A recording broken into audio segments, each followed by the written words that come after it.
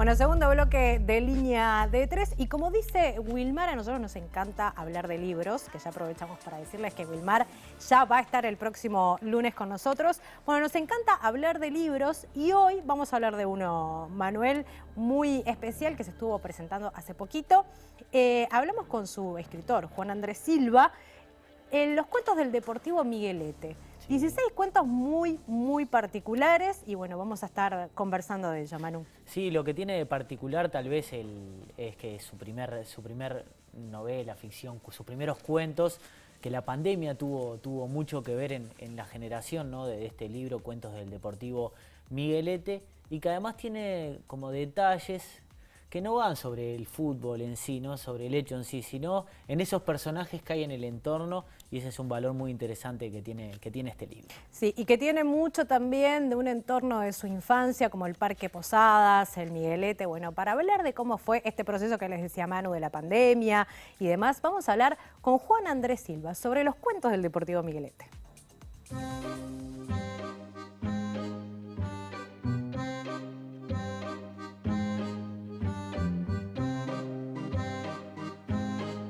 Todo comenzó cuando vino la pandemia, empezó la pandemia. Como mi trabajo es netamente presencial, me encontré con un montón de tiempo libre para poder escribir. Y bueno, empezaron en marzo-abril de 2020, escribí el primer cuento, hasta septiembre del año pasado, que escribí el último, 16 cuentos que componen el libro, cuentos de fútbol, humor,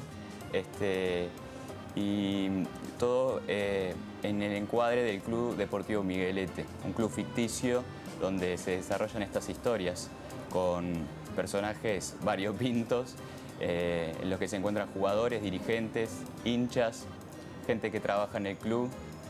En ese escenario desarrollo las historias. Los personajes hablan como cualquier personaje de barrio, entonces obviamente no hay ningún personaje basado en personas reales, pero tomo un poco de todas mis experiencias en el barrio y en la vida cotidiana.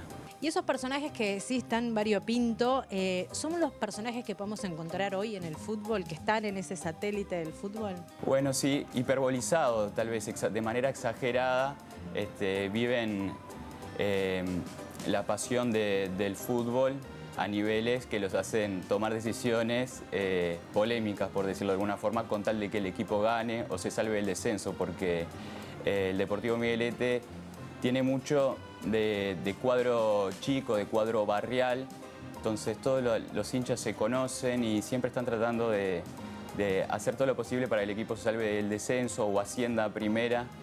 En un cuento lo hago campeón, pero incluso cuando sale campeón hay una mancha detrás del campeonato.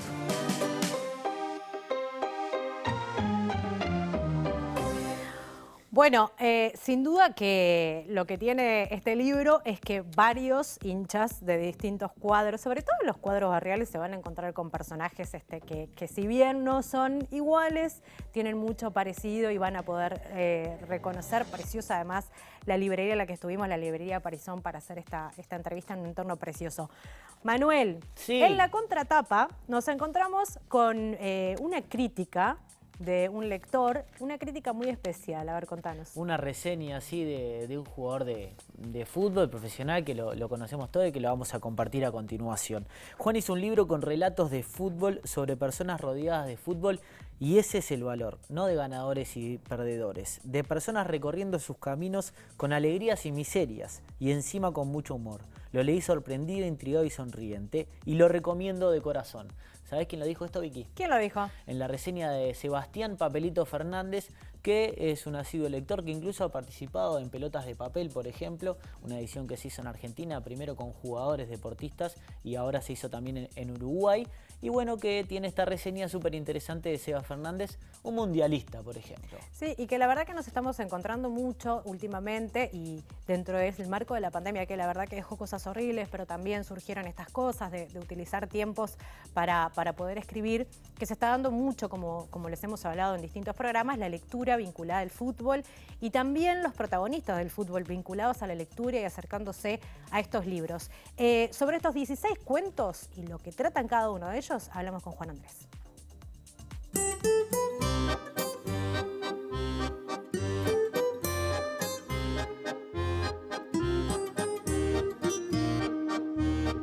Para que vaya al papel no es que se me ocurra una idea y voy derecho a escribir. Eso va madurando, por decirlo de alguna forma, y lo escribo después.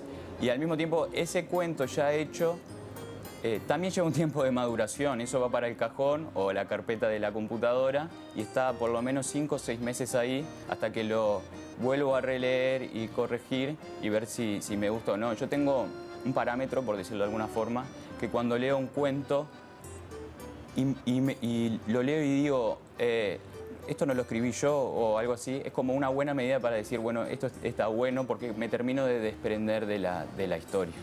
Los cuentos todos tienen, son muy experimentales, tienen todos formas distintas, primera persona, tercera persona, final abierto, final cerrado, diferentes estilos.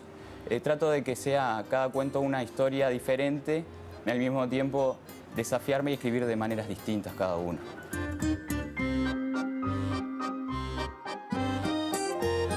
Yo creo que muchas veces el fútbol, por eso que llaman la pasión, puede cegarnos y llevarnos a decir y hacer cosas que en cualquier otro aspecto de la vida no haríamos. Entonces, a mí me ayuda mucho porque puedo ir un poco más a lo surreal porque lo vivimos normalmente en las noticias, cuando hay alguna pelea entre jugadores o cuando pasan cosas rocambolescas en las tribunas. Yo me alimento de todas esas cosas que pasan en la realidad y las transformo, como te dije antes, hiperbolizando, ¿no?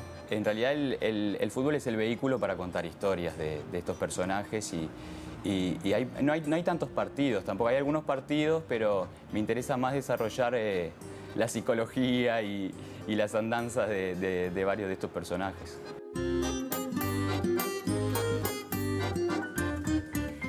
Bueno, ahí lo decía, el fútbol es el vehículo para contar historias y eso lo venimos encontrando últimamente en tanta lectura que se está dando de fútbol y que por suerte estamos disfrutando y recomendando. Así que reiteramos para quienes quieran este maravilloso libro de cuentos, Los cuentos del Deportivo Miguelete. Pero es polifacético el hombre. Sí, cómo no, es polifacético, sí. Antes de irnos a la tanda, de venir con la entrevista central con Kerstin Jordan, que nos va a hablar que es abogada especializada en Derecho en el Deporte, que nos va a hablar sobre esos incidentes que ocurrieron en el final del partido entre Uruguay y Ghana.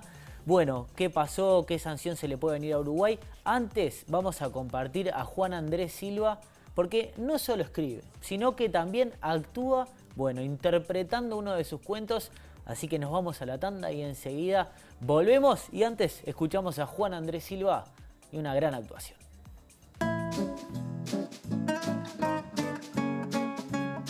Una vez aflojó la batalla, el juez que estaba en el centro del campo llamó a los líneas para consultarles qué hacer. Inverso Parciale había visto todo y pensaba suspender el partido. Ahí llegó el línea que estaba contra la tribuna principal, Viviano da Silva. Le temblaban las piernas a Viviano. ¿Y Salazar dónde está?, preguntó Parciale. Está allá, contra el alambrado, Inverso, contestó da Silva, primer lineman del partido. ¿Qué hace? ¿Se quiere escapar? No, creo que está mando mate con la novia. Al que hay que expulsar es a Dalmao, se animó Salazar. Siempre me jode por mi manera de hablar. ¿Y qué querés, Salazar? Si te tenés una yayarará en la boca, comentó en tono socarrón da Silva. ¿Y vos? ¿Qué me decís? Si te escuchamos todas las opiniones, termina el lunes el partido. Déjense de joder, che, parecen dos niños. Inverso Parciale se puso el cuadro al hombro y empezó a nombrar a los que le parecía que había que echar. A los boleros no los podemos echar. Les vamos a quemar un cambio a los dos y quedan más de 70 minutos para seguir jugando. Y si quedan 7 contra 7, alguno se va a lesionar. Estoy seguro, como que me llamo Simplicio Salazar. Tiene razón Salazar, a los goleros no los vamos a echar. Para mí hay que echar a Vázquez, se arriesgó da Silva. ¿Por qué? Porque entró con una silla de plástico a pegar, se pasó de rosca. Los jueces volvieron, no se les ocurría a nadie más, hasta que Parciale se iluminó. Hay que echar al facha Bellini. Los dos linemen no entendían por qué. Es demasiado lindo.